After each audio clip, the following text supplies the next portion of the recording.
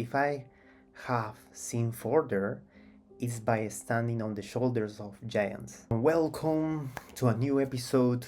For today, we are gonna talk about Albert Einstein's house. Do you know, like in Bern, Switzerland, Albert Einstein lived more than 100 years ago. I went there and now it's considered like a museum, so we can visit this.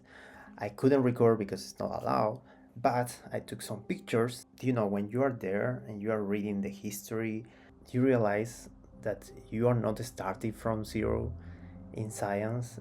It's like there are a lot of contributions from not only the recent years, also decades or centuries. There was a person that was wondering what are these fundamental questions of the air and was obsessed to discover these trying to unreveal these answers. Albert, during his undergrad studies, just got the average mark when he got the degree.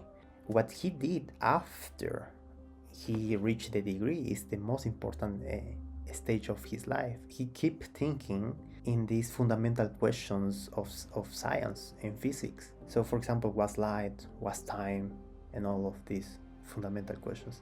Average grades don't prevent extraordinary discoveries. It's more important what about you do with the tools that you have. What I learned from this experience and reading about a bit about his personal life, great scientist achievement often come with personal sacrifices. These people, great scientists, they are obsessed with this, trying to discover, work on this in this research, in these studies. In the case of Albert Einstein, I assume like a genius like him was really obsessed and spent a lot of time in that. His first wife was Mileva. Mileva says like no end waiting in the house for him, and usually she was alone. Sometimes it's unavoidable to do sacrifices, and makes me think, what are your priorities? Do we actually have to sacrifice other things? We cannot get both of the things, both of in different fields. Looks really ambitious, right? But actually, I don't know. I don't have an answer. I don't know.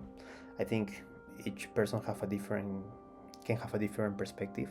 We tend to assume that a great scientist usually is also like a perfect person, right? Or a genius is like also a perfect person in different fields. And what I learned from this experience and reading about a bit about his personal life, Albert can be considered for these times not like a model for a good husband or a good father in a family.